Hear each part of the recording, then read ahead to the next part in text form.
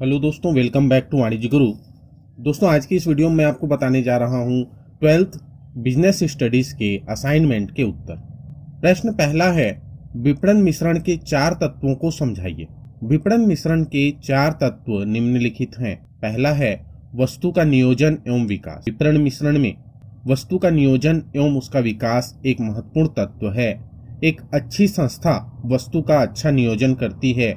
वर्तमान में ग्राहक अच्छी डिजाइन, फैशन तथा उत्तम किस्म की वस्तु चाहता है। यह तभी संभव है जब उपक्रम में वस्तु के निर्माण हेतु उचित नियोजन एवं विकास का तत्व हो। दूसरा है कीमत निर्धारण।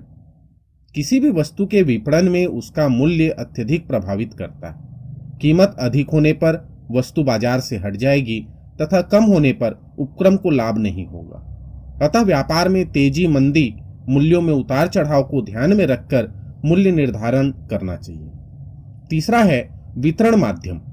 वितरण माध्यम में यह देखा जाता है कि वस्तु का विक्रय किस माध्यम से होगा, किस स्थान पर होगा। विक्रय सीधे होगा या मध्यस्थों द्वारा, विक्रय स्थानीय होगा या बाहर भी माल भेजा जाएगा, आदि घटक विपणन मिश्रण के लिए महत्वपूर्ण होते हैं। चौथा, विक्रय संवर्धन। आज की विपणन व्यवस्था में अच्छा से अच्छा माल तब तक नहीं बेचा जा सकता जब तक कि उसका उचित विज्ञापन ना हो। अतः एक अच्छा विपणनकर्ता अपनी वस्तु का अधिक विक्रय करने के लिए विपणन कार्यक्रम बनाता है।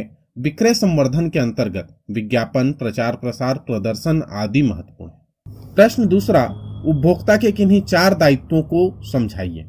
उत्तर है इसका, एक प्रसिद्ध कहावत है कि बिना उत्तरदायित्व के अधिकार नहीं हो सकते।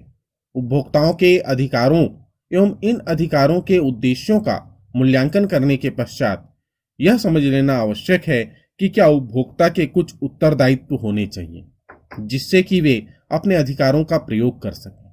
उपभोक्ता के दायित्वों में विशेष रूप से निम्न दायित्व सम्मिलित है। पहला, गुणवत्ता के प्रति सचेत रहना। प्रत्येक उपभोक्ता का कर्तव्य है कि वह क्रय की जाने वाली वस्तुओं की गुणवत्ता के संबंध में सचेत रहे। इससे उत्पादक एवं व्यापारियों द्वारा मिलावट एवं भ्रष्ट व्यवहार पर अंकुश लगेगा। वस्तु खरीदते समय उनके मानक गुणवत्ता प्रमाणक चिन्ह जैसे ISI, Agmark, FPO, Woolmark, Ecomark, hallmark आदि को देख लेना चाहिए। दूसरा, भ्रामक विज्ञापनों से सावधान रहना।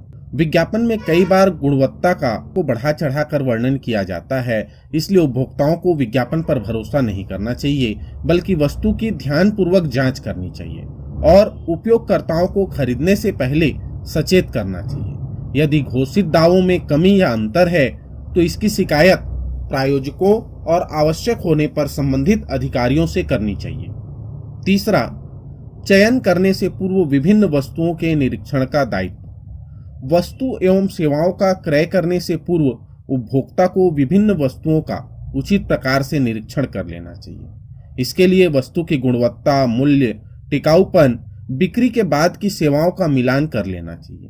इससे उपभोक्ता अपने संसाधनों की सीमा में रहते हुए सर्वोत्तम चुनाव कर सकेंगे। चौथा है लेन देन का प्रमाण प्राप्त करना। उपभोक्ता को वस्तु एवं सेवाओं के क्रय संबंधी वैध लेखा प्रमाण, नगद पत्र, बीजक के लिए जोर देकर कहना चाहिए तथा उसे ध्यानपूर्वक सुरक्षित रखना चाहिए। खरीद के ऐसे प्रमाण की शिकायत दर्ज कराते समय आवश्यकता होती। तीसरा प्रश्न है, उपभोक्ता संरक्षण अधिनियम 1986 के प्रमुख विशेषताओं का वर्णन कीजिए। कोई 6। इसका उत्तर है, उपभोक्ता संरक्षण अधिनियम CPA 1986 में पारित किया गया तथा यह 1 जुलाई 1987 से लागू हुआ। इस अधिनियम के मुख्य उद्देश्य उपभोक्ताओं को श्रेष्ठ तथा सभी प्रकार का संरक्षण प्रदान करना तथा विभिन्न प्रकार के शोषणों से प्रभावी सुरक्षा प्रदान करना है। उपभोक्ता संरक्षण अधिनियम 1986 की विशेषताएं निम्नलिखित हैं। पहला, यह सभी वस्तुओं, सेवाओं तथा अनुचित व्यापारिक गतिविधियों पर लागू होता है जब तक कि केंद्रीय सरकार ने विशेष रूप से छूट न दी। दूसरा, सभी सार्वजनिक अथवा सहकारिता क्षेत्रों पर लागू होता है। तीसरा, यह केंद्र, राज्य एवं जिला स्तर पर उपभोक्ताओं के अधिकारों के प्रवर्तन एवं संरक्षण के लिए उपभोक्ता परिषदों की स्थापना की व्यवस्था करता है तथा इसमें उपभोक्ता की शिकायतों एवं विवादों से निपटारे के लिए 3 स्तरीय अर्ध न्यायिक प्रणाली की व्यवस्था है। चौथा, यह उपभोक्ताओं के 6 अधिकारों को संवैधानिक मान्यता प्रदान करता है। पांचवा, इस अधिनियम की व्यवस्थाएं क्षतिपूरक प्रकृति की हैं, दंडात्मक प्रकृति की नहीं। छठवां, इस अधिनियम में बहुत जल्द और तुरंत न्याय दिलाने की व्यवस्था है। इसके अंतर्गत कोई अन्य मूल्य नहीं देना पड़ता। इसकी संपूर्ण प्रक्रिया निःशुल्क है। चौथा प्रश्न है, उपभोक्ताओं के हितों की रक्षा करने तथा संवर्धन के लिए उपभोक्ता संगठनों की भूमिका की विवेचना कीजिए। इसका उत्तर है, आज समाज का प्रत्येक वर्ग व प्रत्येक व्यक्ति किसी न किसी वस्तु का उपभोक्ता है। अतः इनकी सुरक्षा व शोषण से रक्षा के लिए वर्तमान में सरकारी, अर्ध सरकारी व गैर सरकारी संगठनों द्वारा भी प्रयास किए जा रहे हैं। उपभोक्ता संरक्षण अधिनियम 1986 की धारा 4 से 8 तक में राष्ट्र स्तर से लेकर राज्य स्तर पर परिषद गठन करने का प्रावधान दिया गया है। इसके अंतर्गत राज्य उपभोक्ता संरक्षण परिषद व केंद्रीय उपभोक्ता संरक्षण परिषद प्रमुख है। उपयुक्त दोनों ही परिषदें उपभोक्ता के हितों के संरक्षण व अधिकारों की रक्षा के लिए आवश्यक सहयोग प्रदान करती हैं। उपभोक्ता संगठनों की भूमिका। पहला, अनुचित व्यापार के विरुद्ध आवाज उठाना। इन संगठनों द्वारा उपभोक्ताओं को मिलावट, जमाखोरी, चोर बाजारी, कम तौल की बिक्री आदि के विरुद्ध आवाज उठाने के लिए प्रोत्साहित करती है अथवा स्वयं कदम उठाती है। दूसरा, कानूनी सहायता उपलब्ध कराना। ये संगठन उपभोक्ता को कानूनी परामर्श या सहायता प्रदान करते हैं तथा उपभोक्ता की तरफ से एक उचित न्यायालय में शिकायत या मुकदमा भी दर्ज करवाते हैं। तीसरा, उपभोक्ताओं की समस्याओं का अनुसंधान। ये संगठन समय समय पर विभिन्न उत्पादों के नमूने एकत्रित कर उनका निरीक्षण करते हैं। उत्पादों की गुणवत्ता या निरीक्षण परिणामों को उपभोक्ताओं तक पहुंचाते हैं। ये संगठन आंकड़े एकत्र कर उपभोक्ताओं की समस्याओं पर अनुसंधान भी करते हैं। चौथा, संचार माध्यम से प्रचार प्रसार करना।